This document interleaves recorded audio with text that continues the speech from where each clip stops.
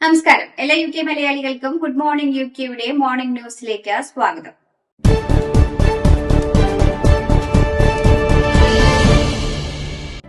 മാഞ്ചസ്റ്ററിലെ ജൂത സമൂഹത്തെ ലക്ഷ്യമാക്കി വൻതോതിലുള്ള ആക്രമണം നടത്തുവാൻ ഗൂഢാലോചന നടത്തിയ കേസിൽ 2 പേർ കുറ്റക്കാരാണെന്ന് കണ്ടെത്തി. 38 വയസ്സുള്ള വാലിദ് സൗദിയും 52 വയസ്സുള്ള അമർ ഹുസൈനുമാണ് പ്രതികൾ.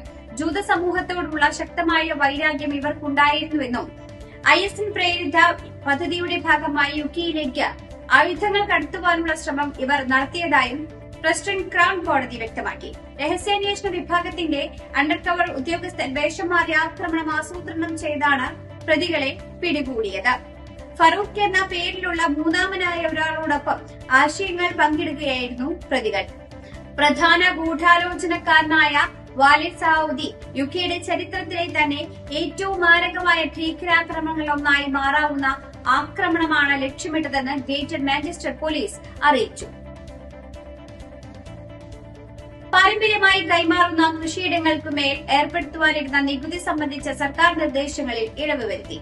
നികുതി ബാധകമാകുന്ന ആസ്തികളുടെ പരിധിയെ £1 മില്യൺ നിന്ന് £2.5 മില്യൺ ഉയർത്തിയതായി സർക്കാർ അറിയിച്ചു. കഴിഞ്ഞ കുറേ മാസങ്ങളായി കർഷകർ നടത്തിയ പ്രതിഷേധങ്ങളും ലേബർ പാർട്ടിയിലെ ചില MPമാർ ഉയർത്തിയ ആശങ്കകളും തുടർന്നാണ് സർക്കാർ നിലപാട് മാറ്റിയത്. കഴിഞ്ഞ വർഷത്തെ ബജറ്റിൽ 2026 ഏപ്രിൽ മുതൽ £1 മില്യൺ മൂല്യമുള്ള പാരമ്പര്യ കൃഷി ആസ്തികൾക്ക് 20% നികുതി ചുമത്തുമെന്ന് പ്രഖ്യാപിച്ചിരുന്നു. ഇതോടെ 1980കളിൽ മുതൽ നിലവിലുള്ള 100% നികുതി ഇളവ് അവസാനിപ്പിക്കുവാനായിരുന്നു പദ്ധതി. ഈ തീരുമാനത്തിലൂടെ ചെറുതും ഇടത്തരവുമായ പാരമ്പര്യ കൃഷിയിടങ്ങൾക്ക് നികുതി ബാധ്യത കുറയുമെന്ന് സർക്കാർ വ്യക്തമാക്കി. ഹേസ്റ്റിംഗ്സ് മേഖലയിലെ ആയിരക്കണക്കിന് വീടുകൾക്ക് ക്രിസ്തുമസ് ദിവസങ്ങളിൽ കുടിവെള്ളം മുഴുവാൻ സാധ്യതയുണ്ടെന്ന് സദേൺ വാട്ടർ മുന്നറിയിപ്പ് നൽകി. പ്രധാന ജലവിതരണ പൈപ്പ് പൊട്ടിയതിനെ തുടർന്നാണ് ഈ സാഹചര്യം. ക്രിസ്തുമസ് ഈവായ ബുധനാഴ്ച വൈകുന്നേരത്തോടെ തന്നെ വീടുകളിൽ വെള്ള വിതരണം തടസ്സപ്പെടുവാൻ സാധ്യതയുണ്ട് എന്നാണ് കമ്പനി അറിയിച്ചിരിക്കുന്നത്. അറ്റകുറ്റപ്പണികൾ പൂർത്തിയാക്കുന്നതിനനുസരിച്ച് വെള്ളം ലഭിച്ചു തുടങ്ങും. ചൊവ്വാഴ്ച വൈകുന്നേരം മുതൽ തന്നെ അത്യാവശ്യക്കാർക്ക് അടിയന്തരമായി കുപ്പിവെള്ളം വിതരണം ചെയ്യുവാൻ കമ്പനി നടപടികൾ ആരംഭിച്ചിട്ടുണ്ട്. വെള്ളം സാധാരണത്തേക്കാൾ അധികം ഉപയോഗിക്കരുതെന്നും വെള്ളം സംഭരിച്ച് സൂക്ഷിക്കരുതെന്നും ഉപഭോക്താക്കളോട് കമ്പനി നിർദ്ദേശിച്ചിട്ടുണ്ട്. അങ്ങനെ ചെയ്തത് സാഹചര്യം കൂടുതൽ വഷളാക്കുവാൻ ഇടയാക്കുമെന്നും കമ്പനി മുന്നറിയിപ്പ് നൽകി. ഹേസ്റ്റിംഗ്സിന് വടക്കുള്ള ഒരു വനമേഖലയിലാണ് പൈപ്പ് പൊട്ടിയതായി കണ്ടെത്തിയത്. ചൊവ്വാഴ്ച രാവിലെയാണ് ഇത് കണ്ടെത്തിയതെന്നും ക്രിസ്തുമസിന് മുമ്പ് ജലവിതരണം നിലനിർത്തുവാൻ അടിയന്തരമായി അറ്റകുറ്റപ്പണികൾ നടക്കുകയാണെന്നും കമ്പനി അറിയിച്ചു. ചാൾസ് മൂന്നാമൻ രാജാവിന്റെ ക്രിസ്തുമസ് സന്ദേശം വെസ്റ്റ്മിൻസ്റ്റർ അബയിലെ ചാപ്പലിൽ നിന്ന് സംപ്രേഷണം ചെയ്യുമെന്ന് ബക്കിംഗ്ഹാം പാലസ് അറിയിച്ചു. ക്രിസ്തുമസ് ദിനത്തിൽ വൈകുന്നേരം 3 മണിക്കാണ് സന്ദേശം പ്രക്ഷേപണം ചെയ്യുക. സാധാരണയായി പാലസിൽ നിന്നാണ് ക്രിസ്തുമസ് സന്ദേശം നൽകാറുള്ളത്. എന്നാൽ ഇത്തവണ ആ രീതി മാറ്റി വെസ്റ്റ്മിൻസ്റ്റർ അബയിലെ ചാപ്പലിൽ നിന്ന് സന്ദേശം റെക്കോർഡ് ചെയ്തിരിക്കുന്നത്. തീർത്ഥയാത്ര എന്ന ആശയത്തിന് കൂടുതൽ ഊന്നൽ നൽകുന്നതിനാലാണ് ഈ വേദി തെരഞ്ഞെടുത്തതെന്ന് പാലസ് വൃത്തങ്ങൾ വ്യക്തമാക്കി. ജീവിതം തന്നെ ഒരു തീർത്ഥയാത്രയാണെന്നും അതിലൂടെ മനുഷ്യർ നേരിടുന്ന അനുഭവങ്ങളും പാഠങ്ങളും ഇന്നത്തെ സമൂഹത്തിലേറെ പ്രസക്തമാണെന്നും രാജാവ് വ്യക്തമാക്കുന്നു. 2024 തനിക്കുണ്ടായ അർബുദ ചികിത്സയെക്കുറിച്ചും രാജാവ് സന്ദേശത്തിൽ പരാമർശിക്കുന്നുണ്ട്. രോഗങ്ങളെ നേരത്തെ കണ്ടെത്തുന്നതിന്റെ പ്രാധാന്യവും രാജാവ് ഊന്നിപ്പറയുന്നു. ഡോക്ടർമാർ, നഴ്സുമാർ, സന്നദ്ധ പ്രവർത്തകർ തുടങ്ങിയവർ സമൂഹത്തിന് നൽകുന്ന സേവനങ്ങൾ അനിവാര്യമാണെന്നും അദ്ദേഹം വ്യക്തമാക്കുന്നുണ്ട്. ആരോഗ്യ മേഖലയിൽ പ്രവർത്തിക്കുന്ന എല്ലാവർക്കും അദ്ദേഹം നന്ദിയും അറിയിക്കുന്നു. ജനങ്ങൾ പരസ്പരം സഹായിക്കുന്നതിലൂടെയും ബന്ധങ്ങൾ ശക്തിപ്പെടുത്തുന്നതിലൂടെയും സമൂഹത്തിൽ പ്രത്യാശ വളർത്തുവാൻ കഴിയുമെന്നും അതാണ് ഒരു സമൂഹത്തിന്റെ അളവുകോലെന്നും രാജാവ് പറയുന്നു. 2 മക്കളെ കൊലപ്പെടുത്തിയെന്ന കേസിൽ പ്രതിയായ അമേരിക്കൻ വനിതയെ UKയിൽ നിന്ന് US കൈമാറിയതായി അധികൃതർ അറിയിച്ചു. കേസുമായി ബന്ധപ്പെട്ട UKയിൽ കസ്റ്റഡിയിലായിരുന്ന ഇവരെ നിയമ നടപടികൾ പൂർത്തിയാക്കിയതിന് പിന്നാലെയാണ് US അധികാരികൾക്ക് കൈമാറിയത്. ഇനി US വിചാരണ നേരിടേണ്ടി വരുമെന്നാണ് റിപ്പോർട്ടുകൾ.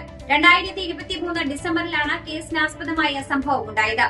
കൊളറാഡോ സ്പ്രിംഗ്സിലെ വീട്ടിൽ നിന്ന് 9 വയസ്സുള്ള മകളും 7 വയസ്സുള്ള മകനും മരിച്ച നിലയിൽ കണ്ടെത്തുകയായിരുന്നു. 11 വയസ്സുള്ള മറ്റൊരു മകൾ പരിക്കേറ്റിരുന്നെങ്കിലും രക്ഷപ്പെട്ടു. ഈ കുട്ടിയാണ് അമ്മയാണ് കൊലപാതകം ചെയ്തതെന്ന് മൊഴി നൽകിയത്. തുടർന്ന് 4 ദിവസത്തിനു ശേഷം ലണ്ടനിലെ ചെൽസി പ്രദേശത്ത് നിന്നാണ് ഇവരെ അറസ്റ്റ് ചെയ്തത്. അവിടെ എത്തിയത് എന്തിനാണെന്നും വ്യക്തമല്ല. കേസിന്റെ വിശദാംശങ്ങളും കുറ്റാരോപണങ്ങളും യുഎസ് അന്വേഷണ ഏജൻസികൾ പരിശോധിച്ചു വരികയാണെന്നും നിയമപ്രക്രിയ തുടരുകയാണെന്നും അധികൃതർ വ്യക്തമാക്കി.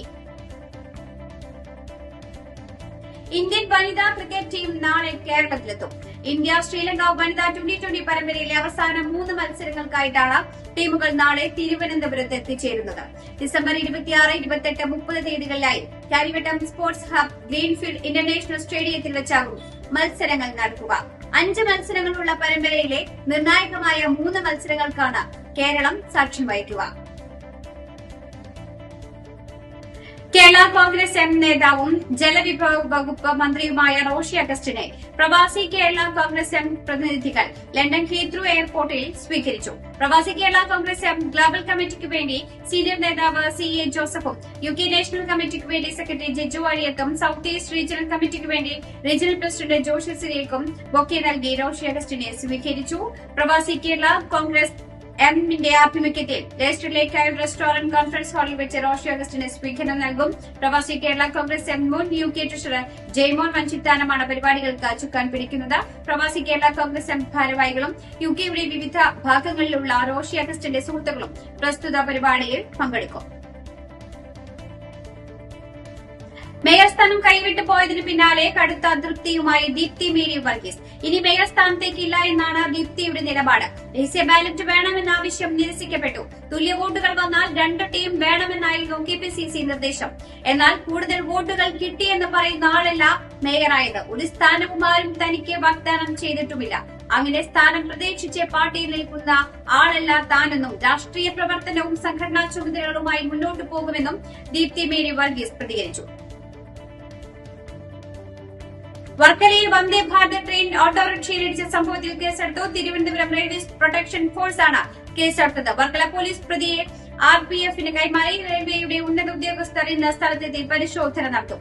ഇന്നലെ രാത്രി 10 മണിയോടെയാണ് കാസർഗോഡ് നിന്നും തിരുവനന്തപുരത്തേക്ക് വന്ന വന്ദേ ഭാരത് എക്സ്പ്രസ് വർക്കല അകത്തുമുറി റെയിൽവേ സ്റ്റേഷനിൽ ഓട്ടോയിൽ ഇടിച്ച് അപകടമുണ്ടായത്. Auto driver മദ്യലഹരിയിലായിരുന്നു. റോഡാണെന്ന് തെറ്റിദ്ധരിച്ചയാൾ വാഹനം പ്ലാറ്റ്ഫോമിലേക്ക് കയറ്റുകയായിരുന്നു. ISROയുടെ LVM-3M6 വിക്ഷേപിച്ചു. ശ്രീഹരിക്കോട്ടയിലെ സതീഷ് ധവാൻ സ്പേസ് സെന്ററിൽ നിന്ന് രാവിലെയാണ് വിക്ഷേപണം നടന്നത്. LVM-3യുടെ 3ാം വാണിജ്യ വിക്ഷേപണ ദൌത്യമാണിത്. അമേരിക്കൻ കമ്പനി AST സ്പേസ് മൊബൈലിന്റെ ബ്ലൂബേർഡ് ബ്ലോക്ക് 2 ഉപഗ്രഹത്തെയാണ് ബാഹുബലി എന്നറിയപ്പെടുന്ന ഇന്ത്യയുടെ ഏറ്റവും കരുത്തുള്ള റോക്കറ്റ് ഈ ദൌത്യത്തിലൂടെ ബഹിരാകാശത്ത് എത്തിക്കുന്നത്. ട്രെയിൻ യാത്രയ്ക്കിടയിൽ PK ശ്രീമതിയുടെ ബാഗ് കവർന്നു. സമസ്തിപൂരിൽ മഹിളാ അസോസിയേഷൻ ഉദ്ഘാടനം ചെയ്യുവാൻ പോകുമ്പോഴായിരുന്നു കവർച്ച. ബാഗിലുണ്ടായ സ്വർണ്ണാഭരണങ്ങളും 40,000 രൂപയും മൊബൈൽ ഫോണും മറ്റു രേഖകളുമാണ് നഷ്ടപ്പെട്ടത്. മഹിളാ അസോസിയേഷൻ ബീഹാർ സംസ്ഥാന സമ്മേളനം ഉദ്ഘാടനം ചെയ്യുവാനാണ് PK ശ്രീമതി കൊൽക്കത്തയിൽ നിന്ന് സമസ്തപൂരിലേക്ക് ട്രെയിൻ യാത്ര നടത്തിയത്. ഇതോടുകൂടി വാർത്താ ബുള്ളറ്റിൻ ഇവിടെ അവസാനിക്കുകയാണ്. എല്ലാ പ്രേക്ഷകർക്കും നല്ലൊരു ദിനം ആശംസിക്കുന്നു. കൂടുതൽ വാർത്തകളുമായി നാളെ കണ്ടുമുട്ടാം. എല്ലാവർക്കും നന്ദി, നമസ്കാരം.